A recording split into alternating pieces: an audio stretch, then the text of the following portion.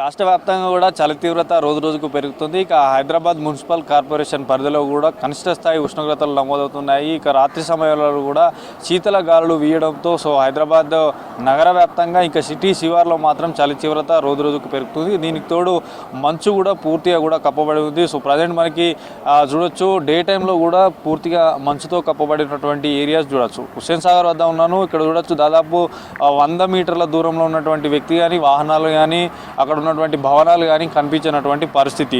ఇదే పరిస్థితి ఉదయం 10-11 గంటల వరకు కూడా ఇలానే కనిపిస్తుంది. ఇక రోజు రోజుకి చలి తీవ్రత పెరుగుతుంది. అయితే కొన్ని జిల్లాలో మాత్రం కొన్ని జిల్లాలతో పాటు సిటీలో కూడా కొంత 1-2 రోజులు కొంత చలి తీవ్రత తగ్గినా కూడా మళ్ళీ చలి అనేది పెరుగుతూనే ఉంది. ఇంకా రానున్న రోజుల్లో ఈ శీతల గాలులు ఎక్కువగా వీయడం వల్ల కూడా ఎక్కువ చలి తీవ్రత పెరుగుతుందంటూ చెప్తున్నారు. అయితే ఉదయం పూట పనులకు వెళ్ళేవారు కానీ, విద్యా సంస్థలకు వెళ్ళే విద్యార్థులు కానీ, కళాశాలలకు వెళ్ళే విద్యార్థులు కానీ ఖచ్చితంగా ఉన్ని దుస్తులు ధరించే బయటికి వెళ్ళాలంటూ కూడా చెప్తున్నారు. మరోవైపు ఈ వాహనాలు ఏదైతే ఉదయం పూట ప్రయాణాలు చేస్తుంటారో ఈ మంచుతో ఇబ్బంది పడేటువంటి అవకాశం ఉంటుంది. కాబట్టి ఫ్లడ్ లైట్స్ ఆన్ చేసుకునే ప్రయాణాలు చేయాలి. ఇక ప్రమాదాలు ఎక్కువ అయ్యేటువంటి అవకాశం ఉంటుంది. సిటీ శివార్లో ఉన్నటువంటి ఓఆర్ఆర్తో పాటు విజయవాడ హైవే టు బీజాపూర్ హైవేకి సంబంధించినటువంటి ఏరియాలో కూడా ఇప్పటికీ కూడా అక్కడ వాహనాలు ముందుకు కదిలినటువంటి పరిస్థితి. ఎందుకంటే ఈ మంచు కారణంగా ముందున్నటువంటి వాహనాలు లైట్స్ ఆన్ చేసుకొని చేసినా కూడా కొన్ని ఇబ్బందులు తప్పట్లేదు. కాబట్టి ప్రయాణాలు